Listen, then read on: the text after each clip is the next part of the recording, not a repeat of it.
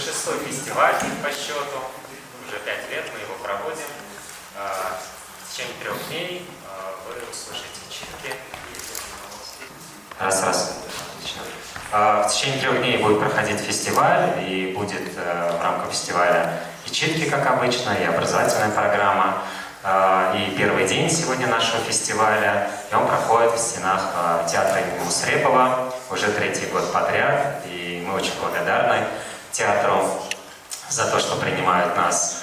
Но также мы благодарны и другим нашим партнерам, вот вы можете их видеть на этом экране.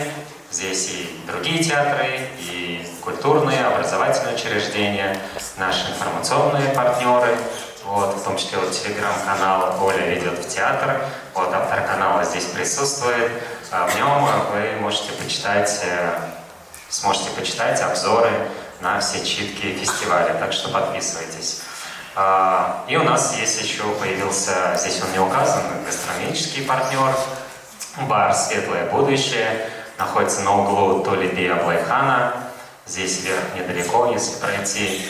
Там скидка 10% на все напитки с 4 до полуночи все эти 3 дня, так что можете прийти и заказывать напитки со скидкой. Ну, как я сказал, вы услышите читки и образовательную программу, и, собственно, мы начинаем наш фестиваль с образовательной программой. И сейчас вы услышите лекцию нашего спикера, я рад вам его представить. Ну, вы, наверное, прекрасно знаете. Это Мируэрт Жаксылык, кандидат искусствоведения, профессор, преподаватель, декан факультета искусствоведения Академии имени Жургенова. Мируэрт расскажет о современной казахстанской драматургии, что там сегодня интересно происходит. Вот, так что приятного прослушивания, да, и я передаю слово Мируэрту. Спасибо.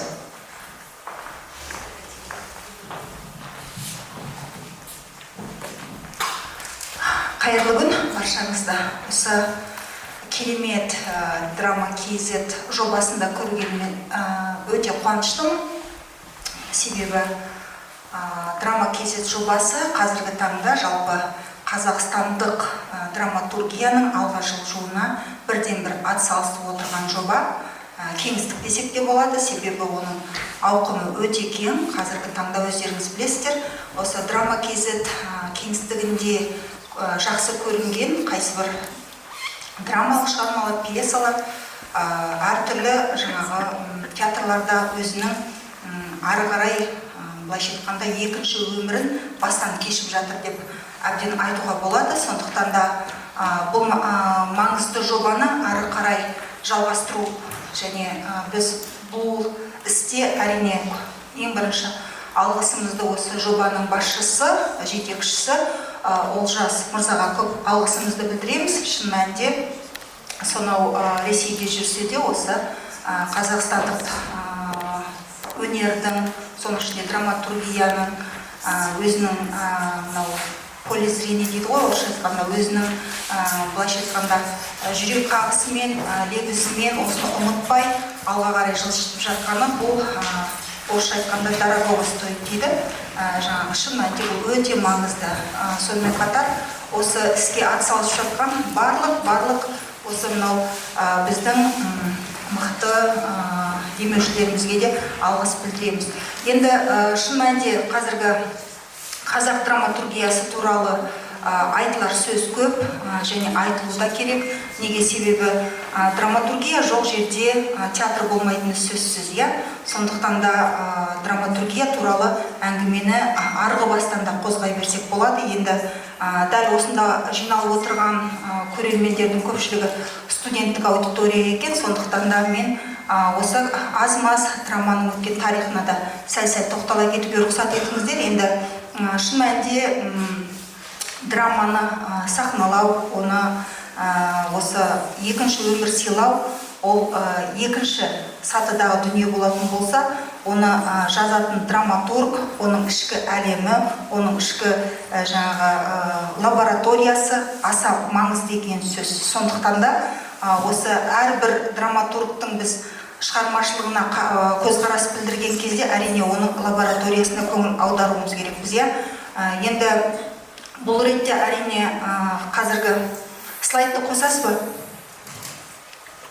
Мен тақырыбымды қазіргі жас драматургтердің суреткерлік танымы деп алдым, бірақ осы жерде екінші слайдқа қоссаңыз, жалпы қазіргі драматургияда осы театрға қызықты қандай тақырыптар бар.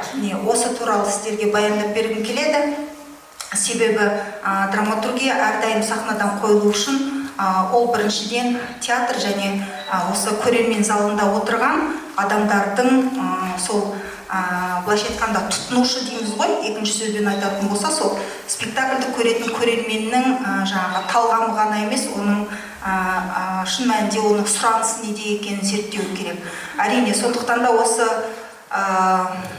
біз мынау халықаралық театр сыншылары бірлестігі жылма-жыл осы әртүрлі жаңағы сауалнамалар өткізіп, театрлардан жалпы көрерменнің болсын барлығының сұранысы неде деген сұрақтың төңірегінде сауалнама жүргізеді. Сол кездегі әртүрлі жас драматургтардың шығармашылығы арқылы біз олардың сұранысы неде екеніне көз жеткізіп келеміз. Сондықтан да қазіргі таңда өздеріңіз қарап отырсаңыздар, осы жаһандану, яғни адамзат санасына қандай әсер беріп жатыр деген мәселелер біздің жас драматургтерді, соның ішінде жалпы драматургтерді толғандыратыны көп байқалып келеді.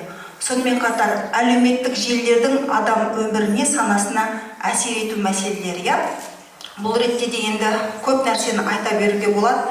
Әсіресе қазіргі жас драматургтердің пьесаларын оқып отырсаңыздар, көбінесе осы әлеуметтік желідегі қайсысы бір, енді әлеуметтік желі дегеніміз не? Шын мәнінде ойлап қарайтын болсақ, бұл біздің әлеуметтік ортадағы қазір ең маңызды орынға ие болып отырған бірден бір техниканың жетістігі деп айтамыз, иә. Ал енді әлеуметтік желілердің ішіне кіріп кетсеңіздер, өздеріңіз бір сәт кей кезде өзімізде қорқып қаламыз, иә. Неге? Себебі біз сол әлеуметтік желіде жазылып жатқан ақпараттың бәрін игеріп, оның ішіндегі бізге қажеттісін алу, оның өзі бізге кәдімгідей санамызға сілкініс әкелетін сөзсіз. Сондықтан да қарап отырсаңыздар, осы дүниенің барлығын ақпаратты біртіндеп осы драматургтер екшей келіп, әрдайым өздерінің пьесаларына арқау етіп келе жатқанында осы біз жас драматургтердің ізденісінен көп байқап келеміз. Сонымен қатар осы психологиялық ауытқулардың көбеюі, соның ішінде сол адамдардың ауруы біртіндеп олардың өміріне және қоғамның өміріне қалай әсер етіп жатқаны туралы тақырыпта жалпы қазіргі жас драматургтерді көп алаңдатып отырғанында осы сауалнамалардың нәтижесі көрсетіп отыр. Енді жаңағы аурулар деген кезде, енді өздеріңіз білесіздер, қазіргі мынау жаңағы айтып отырған әлеуметтік мәселелерге, осы суицидке апаратын, болмаса әртүрлі жаңағы психологиялық, енді нашақорлық басқа деп айтпай қояйық, қазіргі таңда оның бәрі бір 20-шы ғасырдың ескі айтылып кеткен мәселелер сияқты көрінеді, алайда оларды біз ашық айтпағанымызбен қазіргі адамның нейро аурулары, яғни жүйке ауруларының, нерв ауруларының көп болуы біртіндеп жалпы адам психологиясының, адамның санасының өзгеруі арқылы сол біздің енді шын мәнінде біз қасымызда сондай аурумен ауыратын адамдардың бар екенін білмеуіміз де мүмкін. Сол жағынан алып қарағанда, міне біздің драматургтеріміз қазіргі таңда олардың психологиясын жақсы зерттеудің негізінде оларды сахналық қойылымдар арқылы да қазіргі бізге былайша айтқанда көрерменге, көрушіге ой салып жатқанын бірден бір байқауымызға болады. Сондықтан да мен ойлаймын, қазіргі таңдағы көрермен өзінің ортасын бақылау үшін әрине осы драматургтердің шығармашылығы арқылы да келуге көп мүмкіндік алады.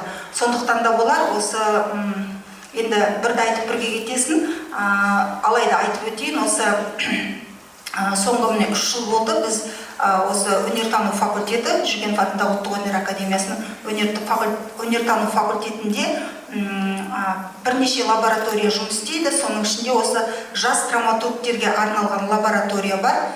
Сол жерде жаңағы әртүрлі студенттер өздерінің жұмыстарын былайша айтқанда читка арқылы, болмаса жаңа қойылым арқылы өздерінің жұмыстарын, өздерінің пьесаларын көпшіліктің назарына ұсына алады. Міне осы ретте әрине олардың жасап отырған сол бір тырнақалды еңбектерінің өзінен біз адамдардың психологиясын, жаңағы айтып отырған осы ауытқуларды, әртүрлі жаңағы нерв жүйесінің ауруларының барлығын олар осы сахна арқылы, жаңа өздерінің пьесалары арқылы ойнап беруге, соны көрсетіп беруге деген талпыныстарын біз жаңағы ритм лабораториясының, жас драматургтер лабораториясының жұмыстарынан көп бақылап жүрміз. Оны нені білдіреді? Ол жаңағы осы ортаны, қоршаған ортаны зерттеу негізінде осы мәселемен олардың жүзбе-жүз күнде кездесіп отырғанын білдіріп отыр. Сондықтан да жалпы жас драматургтердің осындай тақырыпқа баруының өзі менің түсінігімде бұл аса бір ізденістің қазіргі таңда көбейіп отырғанын көрсететін бір белгілі мөлшердегі өлшем деп алсақ та болады. Енді одан кейін осы адамның қоғамнан өз орнын іздеу, яғни орысшаласақ самоидентификация дейміз. Бұл ретте бұл мәселеде қазіргі жас драматургтерге, соның ішінде сол драматургияны ойнап жүрген актерлер үшін, режиссер үшін де аса маңызды болып табылады. Себебі енді өздеріңіз де жақсы білесіздер, қазіргі сәтте біз осы жаңағы айтып отырған әлеуметтік желілер дейміз, тіпті қарапайым WhatsApp-тың өзін алатұғын болсақ, оның ішінде біз көбінесе смайликтермен өмір сүреміз, солармен ғана өзіміздің эмоциямызды жеткізіп отырамыз. Шын мәнінде адамдар өздерімен жаңағы өзара кездесетін сәтте олардың коммуникативтік дейміз ғой, яғни бір-бірімен араласуы, бір-бірімен сөйлесуі, тіл табысу жағынан өте көп қиналып қалып жатады. Неге? Себебі олар бар болғаны сол смайликтердің әртүрлі көңіл күйді беретін суреттерге сүйеніп алғанда өз эмоцияларын өздерінің жан дүниелерінде сақтап қалып жатады. Міне осындай жағдайда өте көп қазіргі таңда. Әсіресе мынау өскелең ұрпақ дейміз ғой, мынау қазір зерттеулерге сүйеніп отырсақ, 1-4 класстың сыныптың оқушылары көбінесе бір-бірімен тіпті тілдесе алмайтын жағдайға жеткен. Ол нені білдіреді? Ол қазіргі жалпы коммуникацияның бұл отбасы мәселесінде алып келеді. Бұл жаңағы осы білім беру жүйесіндегі үлкен мәселеге айналып отыр. Сонымен қатар жалпы оқушылардың бір-бірімен байланысқа түсетін өзіндік бір қандай да бір механизмнің жоқ екенін алға тартып отыр. Сондықтан да мынау самоидентификация мәселесі бұл жалпы драматургияда қазір өткір тұр деп айтсақ та болады. Себебі осы соңғы жылдардағы драматургтердің әсіресе мынау Мұрат Қолғанаттың жұмыстарын оқып отырсаңыздар, осы мәселе, яғни мен бұл мәселені мынау жердегі жалғыздық мәселесімен қоса үйлестіріп кетер едім.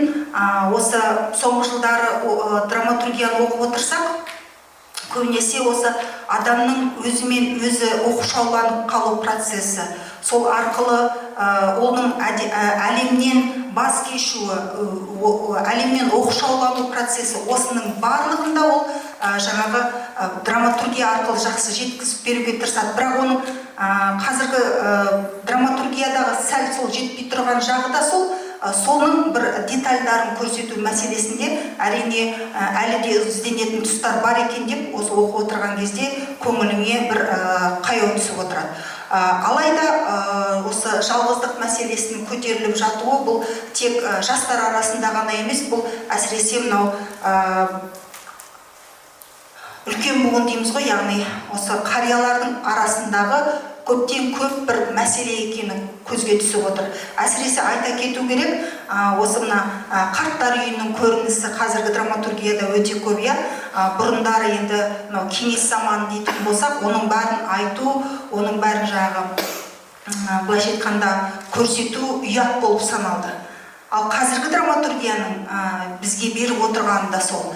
Біздің қазіргі драматургия осы өмірде болып жатқан ащы мәселелердің барлығын еш бүкпесіз, еш бір көркемдеусіз ақ осы сахнаға алып келіп жазып беріп жатыр. Осы жағынан алып қарағанда әрине олардың тигізіп отырған жаңағы әлеуметтануда әсіресе көп көмегі бар екенін айта кетуіміз керек.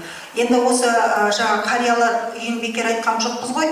Осы қариялар үйін айтқан кезде ар жағында тағы бір ұғым жатады. Бұл балалар үйі, иә, былайша айтқанда екінші сөзбен айтатын болсақ, бұл жетімдер мәселесі деп айтсақ та болады, иә.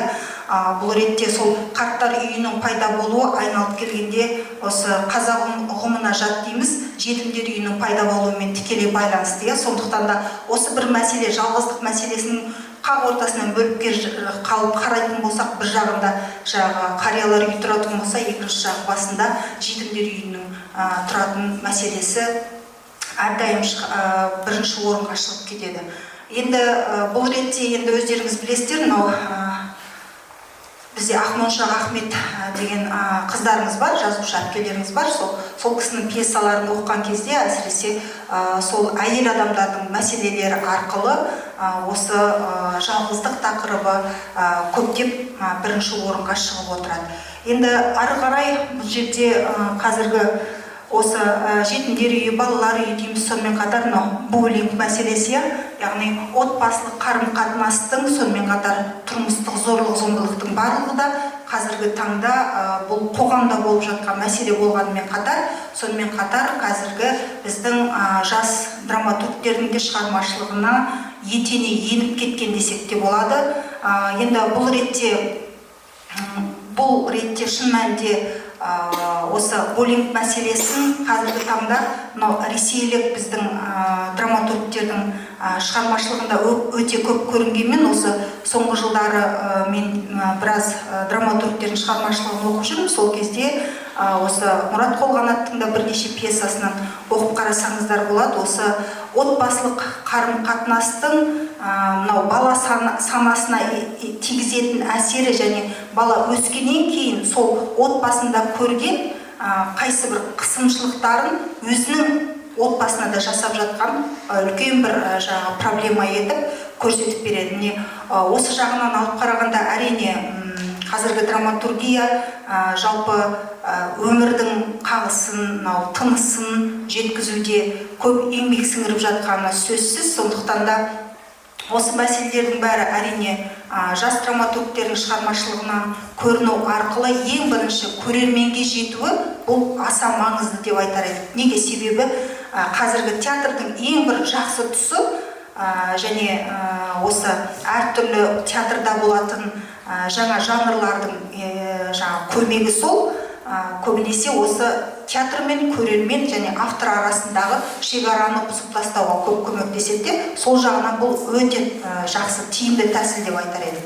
Енді қазіргі таңда менің бір қуанатыным осы драма KZ-тің арқасында біздің осы жалпы театрлық ортада читка дейміз ғой, оқылымдар жүйесі қалыптасып жатыр да. Сол жаңағы айтып отырған біздің ритм лабораториясында осы читкаларды өте көп жүргізеді. Яғни бұл жерде біз көрерменнің сұранысын ғана емес, сонымен қатар көрерменнің талғамын ғана емес, біз жалпы пьесаның дұрыс жазылып жатыр ма, алған бағыты дұрыс па, бұл көрерменге жете ме, әлде жетпей ме деген сұрақтың төңірегінде жауап алып отырамыз. Сондықтан да осы мен ойлаймын, осы қазіргі таңдағы читканың барысында да сіздер осы өздеріңізге қажетті, осы өздеріңізді толғандырған сұрақтардың төңірегінде де көп жауап ала аласыздар деп ойлаймын. Енді соңғы осы 7-ші виртуалды өмір мен шынайы өмірді шатастыру мәселесі деп алып қарастырып отырмыз. Енді осы бізде Жансерік деген болашақ драматург жігіт бар, биыл 4-ші курс оқып жүр. Соның бірнеше пьесалары жаңағы жас балалардың, яғни студенттердің өміріне арнала отырып, осы виртуалды өмір мен шынайы өмірдің ортасында адасып жүрген студенттердің бейнесін көрсетеді.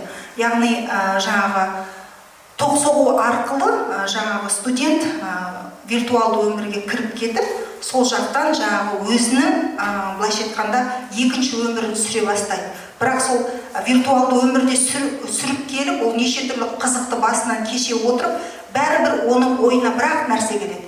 Мынаның барлығы менің шынайы өміріме жетпейді екен ғой деген идея жатады. Міне осы жағынан алып қарағанда, әрине Жансеріктің алғашқы шығармасы болса да, осы идеяның өзі маған өте ыстық болып көрінді. Неге? Себебі әрине адам болғаннан кейін шынайы өмір сүруде жаңағы целлофановый шындық дейміз ғой, сондай емес, керісінше осы бетпе-бет келіп өмір сүргенге не жетсін деген идеяны да мен өзім құптап отырдым. Өзімде ойым, ішкі ойым сол жаңағы жан серіктің пікірімен пікірлес болып отырды. Осы жағынан алып қарағанда әрине жас драматургтердің бізді толғандырғаны, осындай актуалды мәселелер көтеріп отырғаны өте жағымды деп айтарым. Алайда жас драматургтердің барлығы бірдемде керемет кейіпкер сомдап, жаңағы керемет болып кетті деген сөзден аулақпыз. Әрине, оларда да өте көп кемшілік көп. Соның ішінде ең бірінші мен жаңағы айтып отырған кейіпкер сомдауда көбінесе бізде кейіпкерді шынайы шығарамыз дейміз ғой, сол сөзбен сомдау процесінде көп шұбалаңқы сөзге кетіп қалатын тұстар кездесіп жатады. Жаңағы кейіпкерді ашу мақсатында. Ал шын мәнінде басқа қазіргі өте Павел Прашко сияқты атақты Курочкиннің жұмыстарын оқыған кезде біз көбінесе керісінше осы кейіпкерді сомдауда көбінесе детальдарға көңіл бөлетін, оның жаңа іс әрекетін көбінесе сипаттай бастайтын. Былайша айтқанда, оқып отырған кезде сенің көз алдыңа сол образдың бәрі елестеп отыратындай жасайды.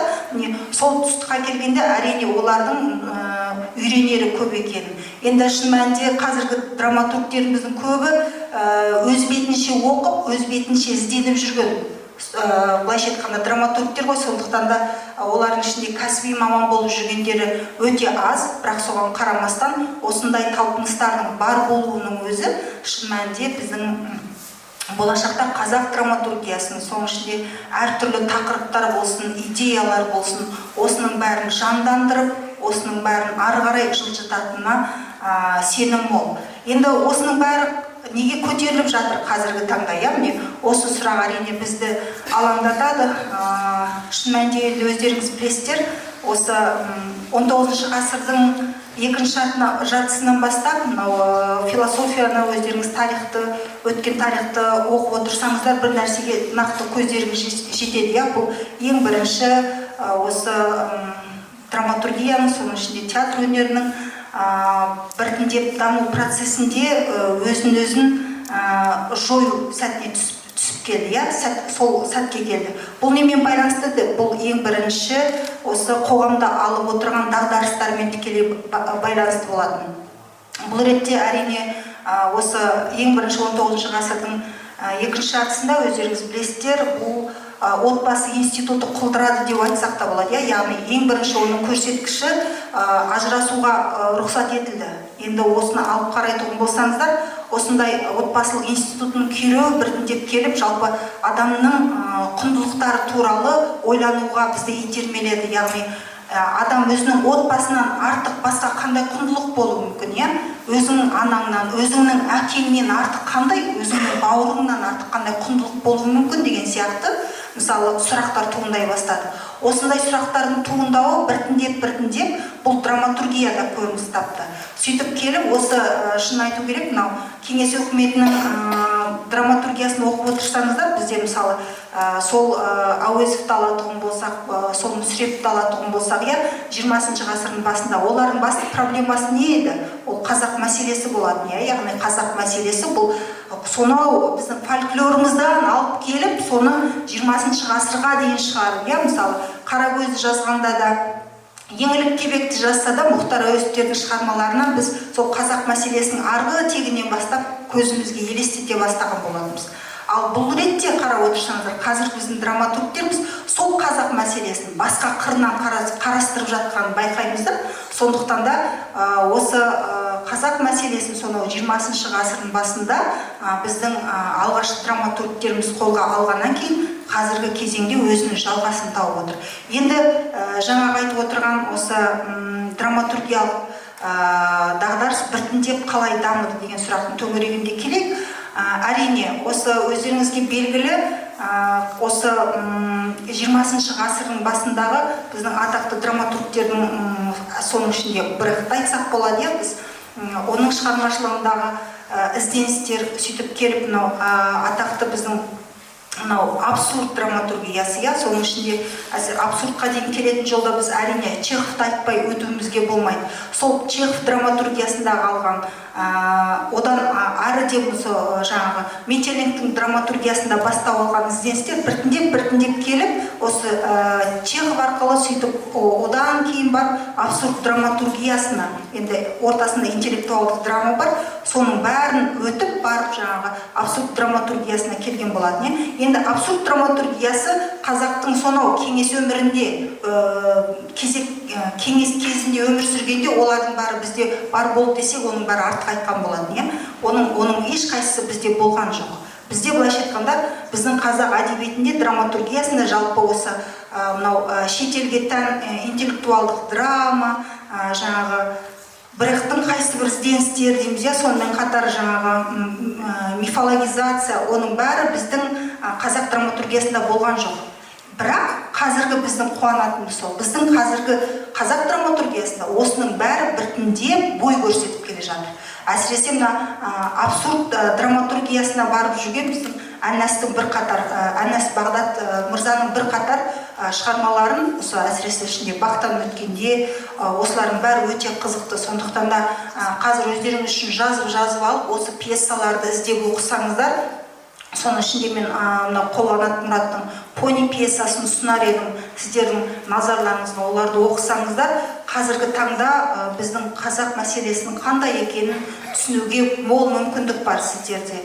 Енді әрине біз бұл жерде айтамыз да кетеміз, біз сіздерге мазмұнын айтып бермейміз, оның сюжетін айтып бермейміз, бірақ сіздер соны өздеріңіз елеп екшеп оқитын болсаңыздар, жалпы бұл қазақ руханияты үшін не істеліп жатыр деген сұрақтың төңірегінде өздеріңізге жауап алатындарыңыз сөзсіз.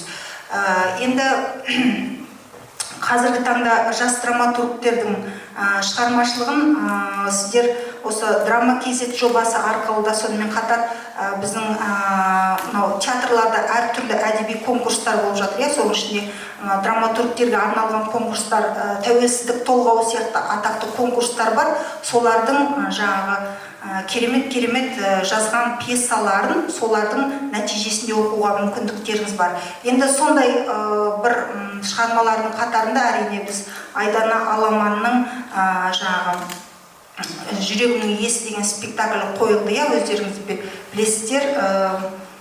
Сол шығарманың өзінде де қазақ мәселесіне келетін болсақ, жаңағы сүрбойдақтар мен жаңағы былайша айтқанда отырып қалған қыздардың мәселесі көтеріледі.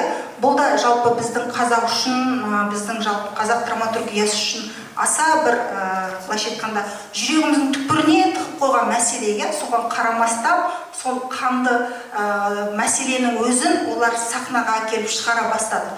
Бұрындары айтылмайтын нәрсені енді қарап отырсаңыздар, менің бір қуанатыным біздің кеңес кезеңінде осы әйел драматургтер біреу-екеу ғана болатын. Қазіргі кезеңде олардың қатары көбейіп келе жатыр.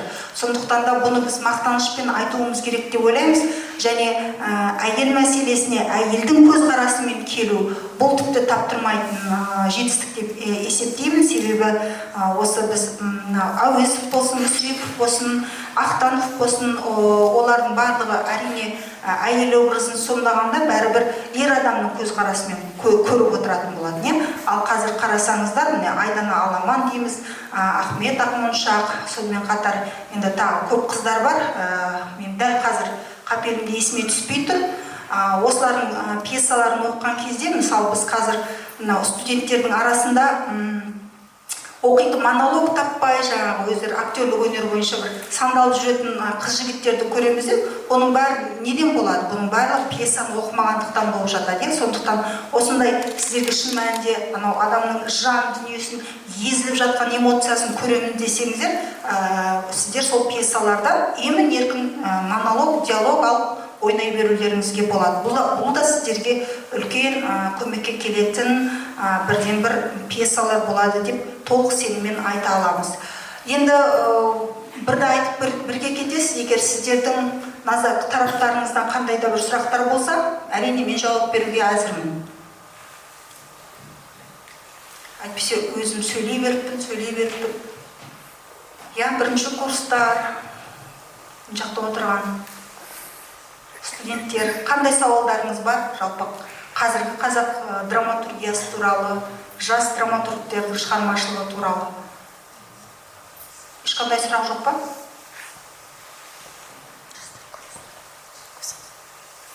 Ұялмаңыздар, ұялмай, бәріміз бірге ізденіп, бұның бәрі сіздер үшін жасалып жатқан нәрсе. Қандай да бір драматургтердің есімдеріңіз болмаса, тағы нені білгілеріңіз келеді. Енді бәрін бір демде дәл қазір айтып тастау мүмкін емес шығар, себебі қазіргі жас драматургияны бұл 50 минутпен, я болмаса жарты сағатпен баяндап беру мүмкін емес. Бұл өзінше бір бөлек бірнеше лекцияның арқауы болатын дүние. Соның ішінде енді қазіргі таңдағы жас драматургтердің көтеріп отырған тақырыптарын мен сіздерге мысалға келтіріп айтып жатырмын. Алайда бұл тек қазақ драматургиясы ғана туралы отыр. Ал енді сіздер әлемдік драматургияны, соның ішінде мынау тіпті алысқа бармай-ақ көрші жатқан ресейлік драматургтердің шығармашылығын оқып таныспағандарыңызға мен енді шын айтайын, сенімдімін, себебі олардың шығармалары сіздерге дәл қазір белгілі болмауы да мүмкін. Сондықтан да өздеріңіз ізденіп, өздеріңіз қарамасаңыздар, әрине сіздерге, әсіресе мен бұл жерде отырған студенттерге айтып отырмын, әркім өзінің жаңағы әртүрлі қазіргі ең бір жақсысы интернеттің мүмкіндігі мол ғой. Соның ішінде әртүрлі сайттардан олардың шығармаларын алып оқи аласыздар. Сондықтан да мен айтар едім, ең бастысы адам пьесаны оқып алмаса, ол туралы баяндау, ол туралы сырттан сөз есту, бұл аса әсерлі болмайды. Сондықтан да мүмкіндігі келсе, келесі біздің кездесулерімізде осы пьесалардың көпшілігін сіздер оқып алсаңыздар екен деймін. Сұрақтарыңыз бар ма? Айжан ханым? Қоя беріңіз. Қайырлы күн барлықтарыңызға. Енді драма кезетте осы 6 жылдан бері барлығымыз жүрміз деп ойлаймын. Көбіміз осы жердегі. Жаңа сіз айтып жатырсыз, мына жерде жалғыздық мәселесі деп. Сол жалғыздық мәселесін осы мен де сабақтың барысында студенттерге де қойған сұрағым. Неге көп көтереміз? Бізге келіп түскен 20 пьесаның ішінде шамамен бір 6-7 моно болды. Соған сіздің өзіңіздің жеке пікіріңіз, неге біз моно пьесалар жазуға, адамның жалғыздығы туралы жазуға көп көңіл бөлеміз? Суретші қыздарға қойған кезінде маған берген жауап айтады, олар сыртты, қазіргі кездегі адамдар сыртты зерттеуге емес, өз-өздерін зерттеуге көбірек көңіл бөліп кеткен дейді. Сонда сіздің мына жерде айтып отырған адамның қоғаммен орны, жалғыздық мәселесі дегендей бізде көбірек көтерілетін секілді. Сол неге сіздің ойыңызша? Сұрағыңызға рахмет, және мен ойлаймын, орынды сұрақ деп. Жалпы осы соңғы пьесалардың көпшілігінде сіз айтып отырғандай монодрамаларда адам өзін-өзі зерттеумен айналысып жатыр. Шын мәнінде ол жаңағы самоидентификация деген сұрақтың төңірегінен шығар. Неге? Себебі қазір қоғамда әр адам өзінің эгосымен алысып жүр, көбінесе өзінің менімен алысады, көбінесе ол неге? Ол себебі өзін-өзі реализовать ете алмайды, өзін-өзі басқа жақта көрсете алмайды, сөйтіп өзінің ішіндегі пікірі, өзінің ішіндегі санасы, сезімі өзін-өзі жей бастайды. Сол кезде ол жаңағы ауруға шалдығып кетпес үшін, болмаса жаңағы сол өзін жүзеге асырудың қандай да бір жолдарын іздеу мақсатында, менің ойымша, ол бір өзіне көңіл аударудың мақсатында әртүрлі іс-әрекетке бара бастайды. Енді соның бірі әрине жастардың ортасында болып жататын суицидке алып барады десек те болады. Сондықтан да анау белгілі Ромео и Джульеттаны айтып отырған кезде олар неге суицидке барады деген бізде заңды сұрақ туындайды. Міне осыдан бір жағынан біздің театрлар көбінесе қашуға тырысамыз, бірақ алайда бұл адам жалғыздығының бірден бір көрсеткіші. Біз одан бәрібір қанша бас тартқанмен ол тақырып тұрады. Менің ойымша жаңағы көбінесе мәңгілік тақырып дейміз ғой. Осы мәңгілік тақырыптардың біріне мен жалпы адамзаттың жалғыздық мәселесінде қосып қояр едім. Ол тек махаббат қана емес, сонымен қатар адам болғасын ол екінші мені. жалғыздығы да қатар жүретін сияқты. Сондықтан да адам өзін өзі зерттеу, өзінің ішіндегі жан дүниесінде болып жатқан қайсы бір қопарылыстарды, күйзелістерді, құбылыстарды жеткізу үшін осы соңғы кездері біз монодрамаға көңіл аударып жатырмыз деп айта аламын. Драматургтер тарапынан онда ол жеңілдікке кетіп қалу емес па, мысалы сіздің ойыңызша? Бірнеше кейіпкердің әртүрлі характерін бір пьесада жазып шыққан қиын ғой әрине. Сол ең алғаш бастаған кезінде бір кейіпкердің төңірегінде жазып шығу технически, білмеймін, мүмкін драматургтерге сол жеңіл шығар. Мен ойлаймын, керісінше монодрама жазып шығу ол күрделірек. Керісінше ол жаңағы толыққанды пьеса жазудан қарағанда монодрама жазу неге себебі ол жерде бар болғаны бір адам, бір кейіпкердің өмір тағдырын сол бастан аяқ түбегейлі бір қызыл сызықпен алып шығу бұл өте көп еңбекті, бұл ең бірінші мен ойлаймын дүние танымның және ортаны әлеуметті зерттеумен тікелей байланысты. Сондықтан да үлкен пьеса жазған қарағанда осы монодраманы жазудың ауырлығы осында деп ойлаймын. Кешіріңіз, мен сұрақ қойсам, осы қызықты тақырыптардың ішіне әлеуметтік желілердің адам өміріне санасы мен әсері және виртуалдық өмір мен шынайы өмірді шатастыру мәселелерін қосыпсыздар. Бірақ менің жеке пікірімде бұндай тақырыптағы пьесалар болсын, спектакльдер болсын ескірген деп ойлаймын. Өйткені виртуалдық өмір мен шынайы өмірді шатастыру деген қазірде шешілген немесе бір әркім өз санасында түсінген мәселе деп ойлаймын. Ол қазіргі драматургияда бір маңызды керекті нәрсе деп ойламаймын ойымша. Сіз оны қалай түсінесіз? Сұрағыңызға рахмет. Біріншіден жауап беруге рұқсат еттіңіздер. Жаңағы айтып отырған әлеуметтік желілермен осы адам санасына әсері және екінші виртуалдық өмір мен шынайы өмірді шатастыру мәселесі. Шын мәнінде қазіргі мен өз басым бұл мәселені ескірген деп айтпас едім. Неге себебі қазір әлеуметтік желіні қарап қалсаңыз да, жалпы теледидарды қосып қалсаңыз да бір нәрсеге көзіміз жетеді. Бұл жаңағы түнімен осы видео игра дейміз ғой, түні видео ойынды ойнап, ертесіне таңертең барып, бір мектептің оқушыларын қырып кеткен жағдайды біз күнбе-күн көзбе-көз көріп отырмыз әлеуметтік желілерден. Жаңағы жазықсыз балалардың өмірі неге олай болды, осындай қалыпқа неге жеттік деген сұрақтың төңірегінде зерттеу жүргізген кезде, ол түнімен сол жаңағы ойын, компьютерда ойын ойнап, жаңағы адамдарды қыратын ойындарды ойнап, ертесіне сол компьютерден жеңіліп қалып, мектептен барып шынайы өмірдегі адамдарды өлтіре бастаған. Ол өзінің анау компьютерден алатын өшін, былайша айтқанда, адамдардан алып кеткен. Түсіндіңіз ба? Бұл бір жағынан психологиялық ауытқу болса, екінші жағынан осы видео ойынмен жаңағы шынайы өмірдің ортасындағы шекараны біле алмай қалуы. Яғни мынау өскелең ұрпақтың әлі де психологиясының әлсіз екенін көрсететін бірден бір көрсеткіш.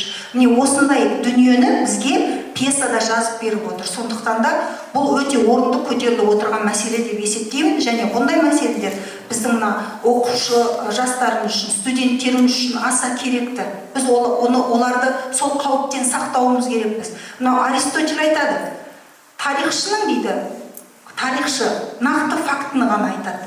Ал ақын дейді, яғни бұл жерде драматург деп айтсақ та, ол сол болатын оқиғадан сақтану керек деген идеяны айтады деген болады.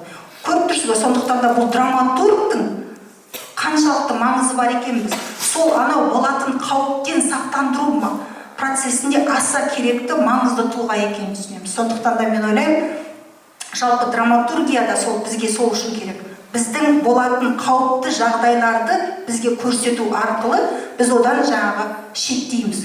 Біз сондайды болдырмаудың жолдарын іздей бастаймыз. Біздің өзіміздің санамызда сол болып жатқан процестің бәрін екшеуден өткіземіз. Сондықтан да мен ойлаймын, осы жаңағы көтеріліп отырған бұл мәселелердің бәрі драматургияда өте орнымен айтылып жатыр.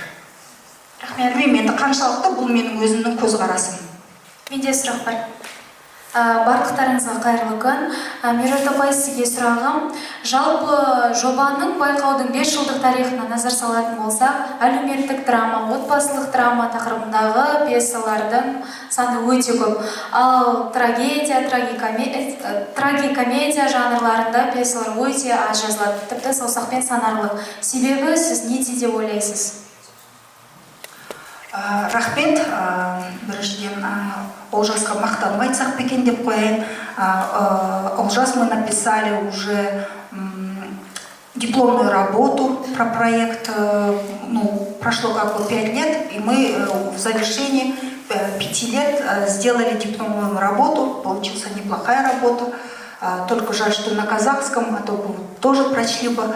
Было бы интересно ваше мнение. По итогам исследования, Мири, то, что озвучила, мы пришли к такому выводу, что вообще в Казахстане сейчас преобладает в новой драматургии, то есть в поисках молодых драматургов, особенно тема, жанры, трагедии и семейной драмы. И сейчас мы думаем, почему это все так получается. Енді ары қарай сіздерге түсінікті болу үшін қазақша баяндай берейін. Жалпы алғанда біздің осы қазақ ұлтының дейміз бе екен, біздің діліміз бен дініміздің ерекшелігіне сай бермекеміз. Жалпы біздің осы драматургияда қазіргі кезеңде комедия жанры әлі де дамымай келе жатқанын байқап тұрмыз. Неге? Себебі комедия бұл драматургтың бір асқан шеберлігін көрсететін жанр болғандықтан, және өте күрделі жанр болғандықтан, енді шын айтайық, бізде Шаншар, Нысана сияқты комедиялық элементтерді бойына сіңірген және әлеуметтік мәселелерді көтеріп жатқан дүниелер бар, бірақ олардың барлығының да қалай қарасақ та көркемдік деңгейі сондай айтарлықтай емес. Барлықтарымыз бір күндік езуімізді тартамыз, бірақ шын айту керек, ол бір тек ауылдың төңірегіндегі болмаса бір кішкентай отбасының төңірегіндегі әңгіме болып қалып жатады.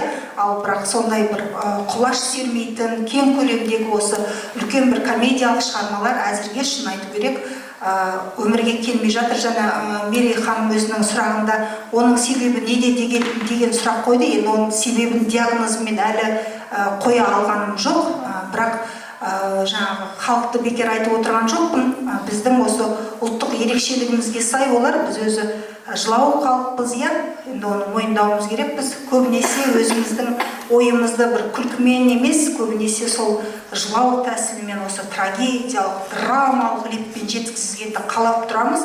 Және біздің қазақ драматургиясында осы аса жақсы көрінетін, получается дейді ғой, біздің қазақтардың қолдарынан келетін бірден бір жанрдың түрі екенін айта кетуіміз керекпіз. Ал енді комедиялық жанрға бұл драматургтың көп дайындығын және дүниетанымын қажет ететін бірден бір күрделі жанр. Сондықтан болар бізде драма мен әзірге трагедия өте көп деп айта аламыз. Рахмет. Әрине.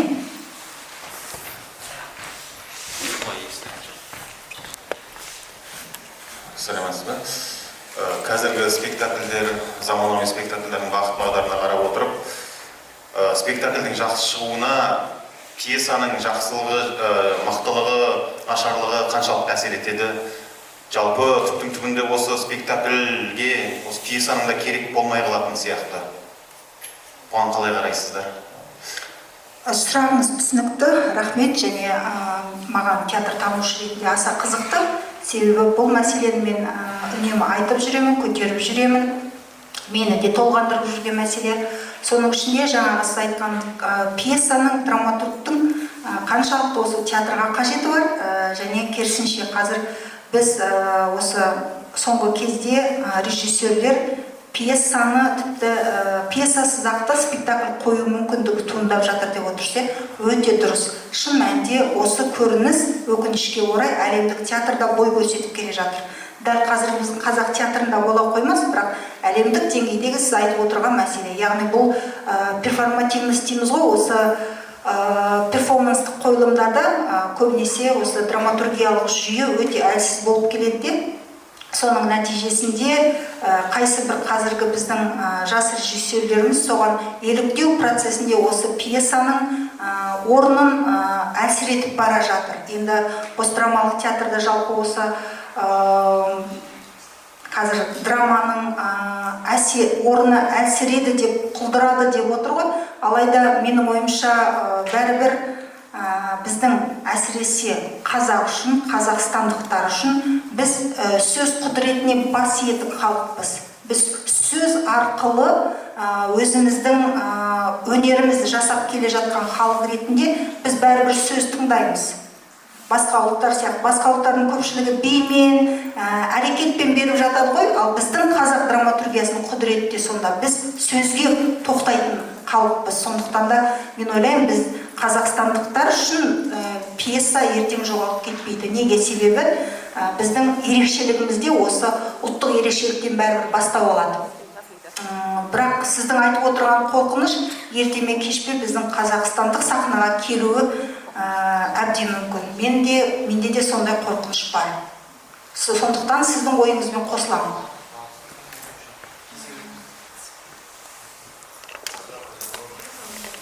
Болады, сұрақ қоюға болады.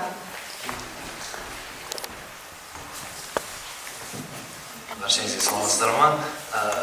Мен драматургтерге сұрақ қоймақшы едім. Мен бастауыш драматург, например, мен енді бастап жатырмын. И менде қазір өзімнің немде қорқыныш бар да. Мен оны сценарийімді, өзім бастап жатқан затымды алып шыға алмаймын, не алмаймын деген қорқыныш бар. Сондай қорқыныштардан қалай қашуға болады? Қалай жеңіп шығуға болады? Оның бірақ жолы бар. Жазу керек және оқып көру керек. Көпшіліктің алдына ортасына салу керек. Содан кейін барып, оны боласыз ба, болмайсыз ба сізге жауап беріледі. Оғанға дейін өмір бойы қорқып өту керек болады. Сондықтан қорқынышты жеңу үшін өзіңіз жеңіңіз де жазыңыз да ортаға салыңыз. Қабылдайды, қабылдамайды ол екінші мәселе. Бірақ соны өзіңізге деген сеніміңіз туады, я болмаса сіз бір жолата онымен қош айтысасыз. Тек сол сізге жауап. Басқа ештеңемен көмектесе алмайды. Бастауыш нелерге қай жанрда, қандай стильде жазған жақсырақ енді бастап жатқан драматургтерге? Енді ол драматургтерге қойылатын сұрақ шығар, мен театр танушымын, бірақ алайда мен ойлаймын, адамның өзінің ішкі әлемі, ол өзінің лабораториясы, және өзіңе не жағатын екен тек өзің ғана білесің. Сондықтан да өзіңнің көкейіңде тұрған нәрсені жазсақ, оның содан кейін жанры да бәрі де пайда бола бастайды. Сондықтан да өзіңізді сындырып алмау үшін, табиғатыңызды, болмысыңызды, жазушылық шеберлігіңізді сындырып алмау үшін бірінші өзіңіздікін бастап көрсеңіз, одан кейін бағытқа, формаға ауысып кету, ол шеберлікпен келетін дүние. Енді мен театр танушы ретінде драматургияны оқып отырғанда соған көп көңіл беремін. Я тыңдап тұрмын. Сәлеметсіздер ме? Мен қазір ғана келіп отырмын, мүмкін қойылғанда сұрақ болар, бірақ мені жас режиссер ретінде толғандыратын сұрақ болып тұр. Мысалы үшін бізге айтып жатады, театрға не жетіспейді, жас режиссерлерге, спектакльге, актерларға жұмыс жасауға не жетіспейді, осындай бағытта жұмыс жасасаңыздар деп жатады. Ал сіз қалай ойлайсыз, қазіргі драматургтарменен театр танушыларға не жетіспейді? Қандай бағытта олар жұмыс жасау керек? Театр танушылар? Иә, рахмет. Так, енді драматургтер түсінікті, енді қай бағытта жұмыс істеу керек. Драматургия тек үлкен толғаныспен ізденістің, енді былайша айтқанда Асқар Сүлейменовтің сөзімен айтатын болсақ, аса толғақты, толғандырып барып келген нәрсе ғана ақиқат болады дейді, ол кісі. Соған былайша айтқанда көңіл аударатын болсақ, әрине драматургияға мен тағы да айтар едім, осы әлеуметтік мәселелерді, соның ішінде қазақ мәселесін әлі де екшеп, кәдімгідей ойлы, сондай бір толғаныспен келу керек. Енді өкінішке орай біздің қазіргі драматургияда әлі үлкен кісілер, үлкен ақсақалдарымыз жазып жүр, Өкінішке орай біздің сахнамызда әлі де өлең айтып жүрген мағжандар, әлі де өлең мен жырдан, сосын жаңағы әдеби сөзден аса алмай жүрген Есенин сияқты мықты тұлғалар сондай бір өздерінің қалай десек екен, әдебиетшілігінен үстіне қаптап кеткен, әдебиеттен арыла алмай жүрді. Пендеуи бір қарапайым адам сияқты ақынды болмаса суретшіні мен кей кезде кездестіре алмаймын. Олардың бәрі сол әдебиеліктің астында бір жасандылықпен қалып қояды да, міне осындай образдарға мен ішім ашып отырады. Шын мәнінде мен олардың ішкі ойын көргім келеді. Ақын ретінде оны не алаңдатқанын көргім келеді. Бірақ олардың бәрі өлеңмен ғана сөйлейді, болмаса жаңағы сол бір әдеби тілмен ғана сөйлейді. Сосын өзінің шынайылығын, бір сүйкімділігін, тартымдылығын жоғалтып алатын сияқты. Сондықтан да мен қазір жас драматургтер туралы айтып отырған жоқпын. Бұл біздің ақсақал драматургтерімізді әлі де басым екенін айтқым келеді.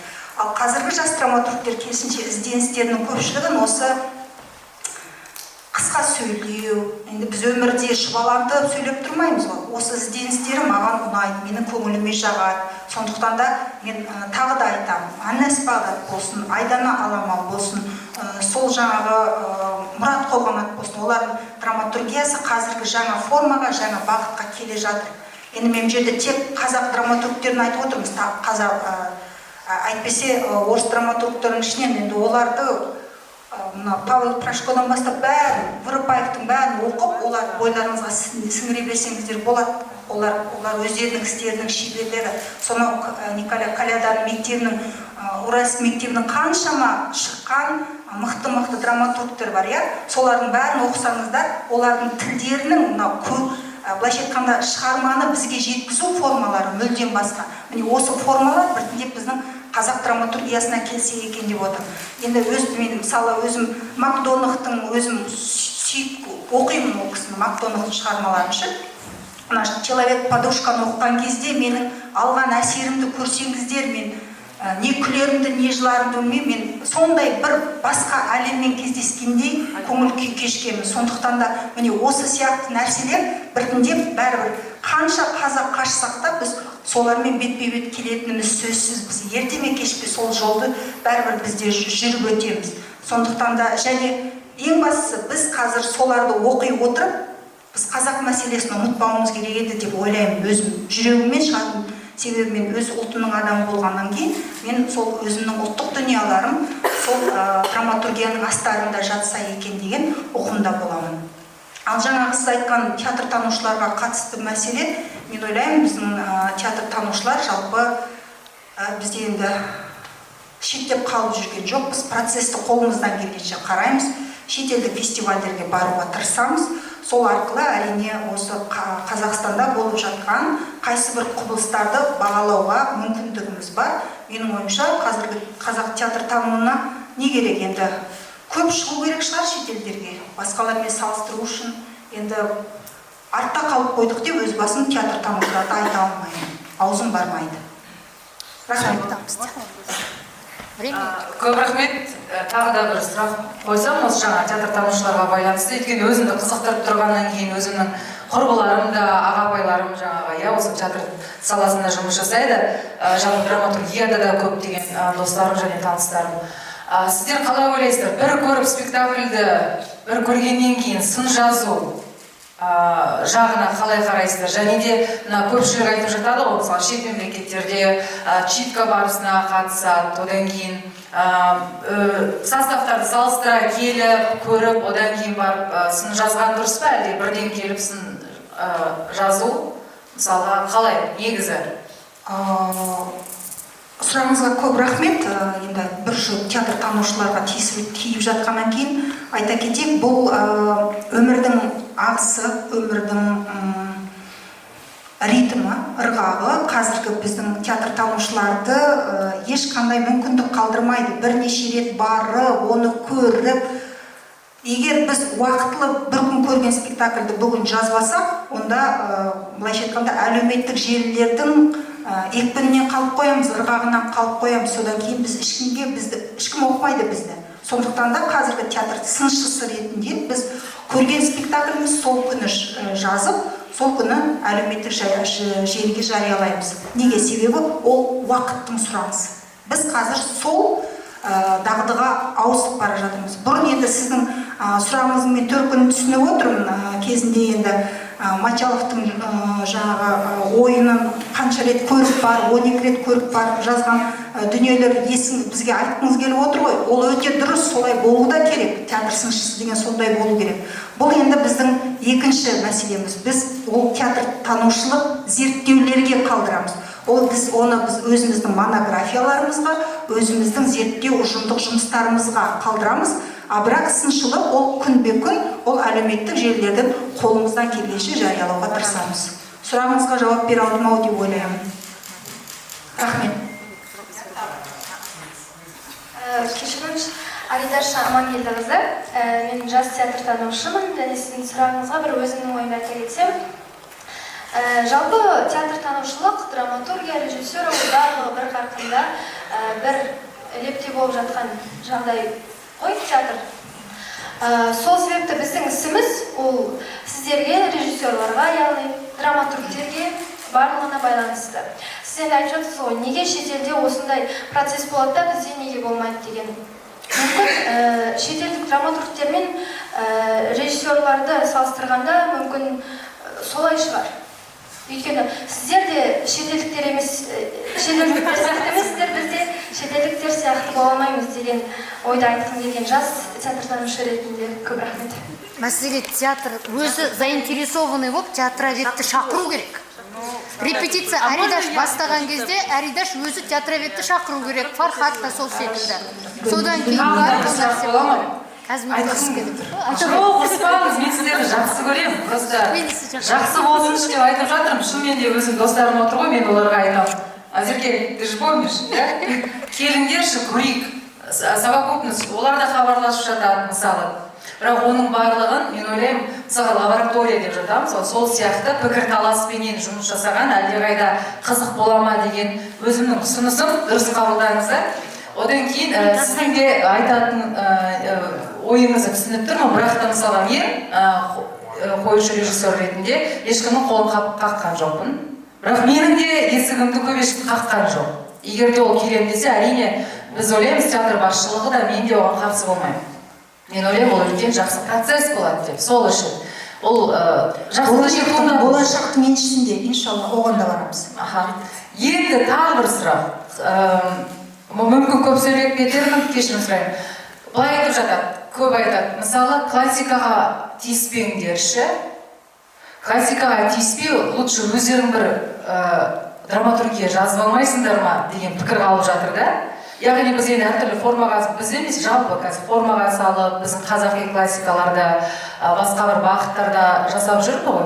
Жалпы мен емес, жалпы барлық қоюшы режиссерлар ретінде. Соған ойларыңыз қалай? Классикаға, өз қазақтың классикасына тиіспей-ақ қойыңдаршы дейді. Өздерің күшті болсаңдар, менің жазып алыңдар. Театр танушылық бір көзқарасым бар. Жалпы классика деген біздің ұғымымызда адамның қолы тимейтін бір сондай дүние болу керек деп есептейді. Мен өз басым оған қарсымын. Классика ол әртүрлі формада, әртүрлі жанрда, әртүрлі ізденіспен келетін дүние, және солай болу да керек. Классика деген ескерткіш емес. Классиканы өзгерту керек.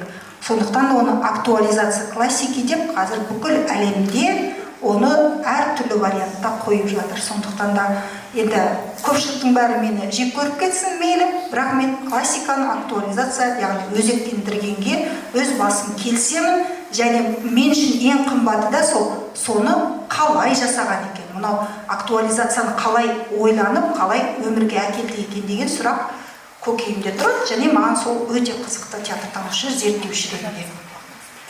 Рахмет сұрағыңызға. Тағы сұрақтарыңыз болса? Жалпы драматургиядан театрға ауысып кеттік ау деймін, кішкене ауытқып. Сондықтан да. Да, спасибо большое, Мируэрта, за эту замечательную лекцию и разговор. Мне кажется, важные вопросы были подняты. А вот я это сфотографировал даже себе, хочу в этом разбираться потом еще. И мне кажется, что вот такая классификация, систематизация от театроведов позволяет понять не только, что интересно драматургам, но и вообще, мне кажется, людям, что интересно. Потому что это такой срез тоже вообще общества, что сейчас интересует людей. Спасибо большое, Мирэль. И мы хотим вас поблагодарить от нашего фестиваля и вручить вам благодарственную грамоту. Можно похлопать. Спасибо, неожиданно, честно признаюсь. Вот это вам. Да, спасибо. Для меня неожиданно, честно. Спасибо. Да, друзья, немножко мы еще вас задержим, потому что хотим тоже поблагодарить некоторых людей, а именно вот в первую очередь наших отборщиков, ридеров, тех, кто... Ох, что это у нас произошло. Но будем считать, что это такой фейерверк, в честь награждения. Да, и хотим поблагодарить наших ридеров. Их было 6 человек, тех, кто отбирал пьесы, которые вы увидите на фестивале, читки этих пьес. Вот, и я сейчас вручу вот каждому из них вот этот сертификат. Первый сертификат Бейбит Алкеева за работу в качестве ридера на фестивале Драмик КЗ. Есть она здесь, нету? Она у вас там сейчас на фестивале. Все, хорошо, ладно, потом. Я ей передам. Передам. Хорошо. Карима Ахан здесь.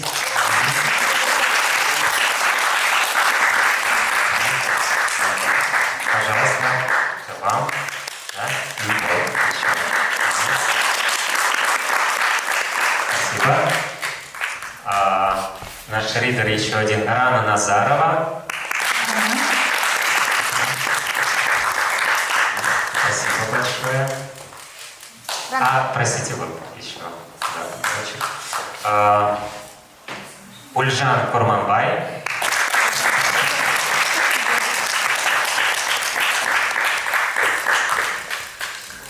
Спасибо. Спасибо. Айжан Ахмед.